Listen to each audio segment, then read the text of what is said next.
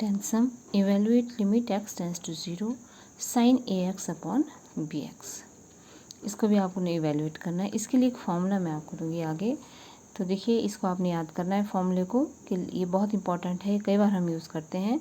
Limit x tends to 0 sine x upon x। अगर इस ढंग से आपके पास वैल्यू आती है, मतलब लिमिट x यानी जो साइन का एंगल होगा वो यहाँ होना चाहिए। अगर उसको आप 0 पुट करते हैं और डिवाइड बाय x हो जाता है, नीचे देखिए आप x लिखा हुआ है, जो यहाँ एंगल होगा वही नीचे होना चाहिए, तो उस केस में इसकी वैल्यू जो है वो 1 के बराबर आती है।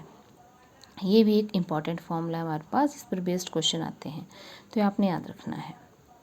अब इसी पर बेस हमारा ये क्वेश्चन है, जैसे limit x tends to 0 sine ax upon bx।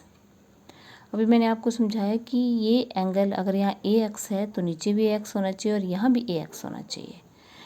तो देखिए इसको कैसे लिखना है, limit x tends to 0 sine ax। अगर आपको यहाँ ax चाहिए तो देखो x तो है, हमने x लिख लिया यहाँ, लेकिन a नहीं है। a मैंने अपनी तरफ से नीचे इंट्रोड्यूस किया, अगर नीचे किया है तो ऊपर मल्टीप्लाई में भी इंट्रोड्यूस करना पड़ेगा, कट जाएगा, वापस आपके पास वही टर्म रह जाएगी, क्योंकि अपनी तरफ से हम जो एडिशन करते हैं वही हमको सब्ट्रैक्ट भी करना है।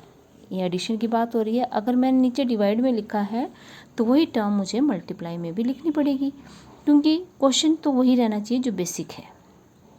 लेकिन उसको सॉल्व करने के लिए अगर हम कुछ अलग से कोई टर्म डालते हैं तो उसको आपने इस ढंग से देखना है कि जो हम नीचे लिख रहे हैं वही हमने ऊपर लिखने हैं, ताकि हमारे क्वेश्चन में कोई फ़र्क ना पड़े।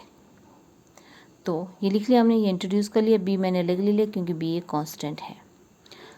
नाउ अब मैंने आपको कहा कि जो यहाँ एंगल होगा वही यहाँ होना चाहिए, लेकिन मेरे पास वो एक्स है, तो मैं इसको ax लिख सकती हूँ। क्यों? देखिए यहाँ मैंने दिया इसका हिंट भी।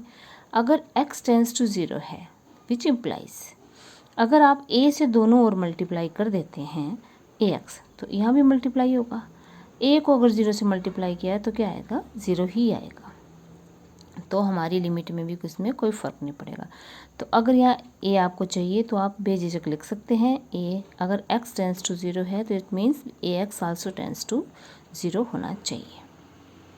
तो यहाँ मैंने लिख लिया ax, क्योंकि हमारे पास यहाँ एंगल ax है, तो ax tends to 0 sine ax upon ax into a upon b लिख दिया। अब ये पूरी की पूरी term according to this formula ये हमारे पास हो गया 1 के बराबर, तो ये मैंने इसको 1 लिख लिया। तो 1 into a upon b which is equal to a upon b। तो इसको सॉल्व करने के पास हमारे पास आंसर आ गया a अपॉन b।